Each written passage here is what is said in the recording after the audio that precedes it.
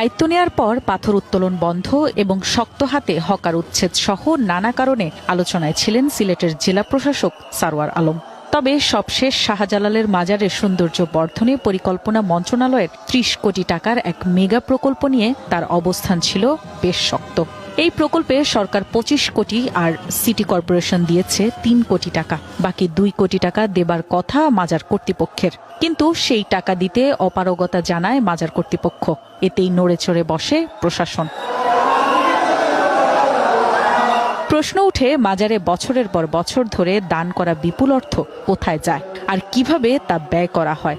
মাজারে আসা ভক্ত আশিকেনরাও জানেন না তাদের দানের টাকা কোথায় যায়।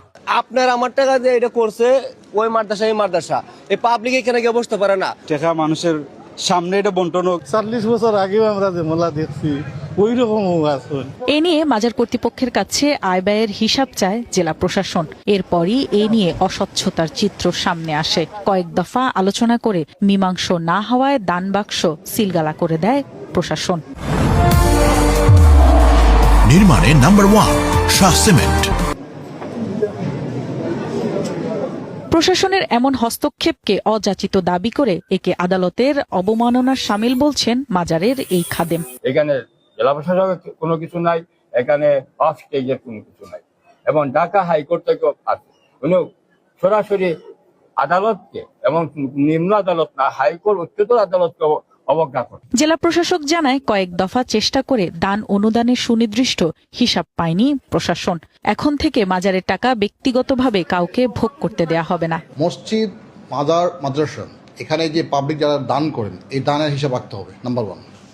এই আয় এবং হিসাব ব্যয় হিসাব অবশ্যই রাখতে প্রত্যেক প্রতিষ্ঠানকে, সেটা যেখানে মাজার হোক না কেন, মসজিদ হোক না কেন। মসজিদ বা মাজারের কোনো ব্যক্তির যেন আয়ের উৎস বা জীবিকার মানে উৎস না হয়। স্বচ্ছতা নিশ্চিতের উদ্যোগকে স্বাগত জানালেও প্রশাসন ও মাজার কর্তৃপক্ষের মধ্যে পারস্পরিক সমন্বয়ের উপর গুরুত্ব দিচ্ছে নগর উন্নয়ন কর্তৃপক্ষ।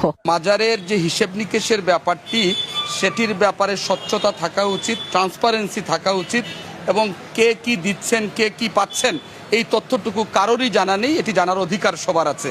দায়িত্ব নেয়ার পর সিলেট শহরকে হকার মুক্ত করেন জেলা প্রশাসক সারওয়ার আলম। এই হকারদের কাছ থেকে মাসে কোটি কোটি টাকার চাঁদাবাজি হতো বলে মত অনেকের।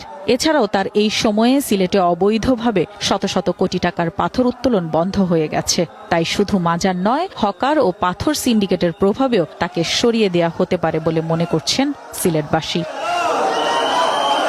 One national desk.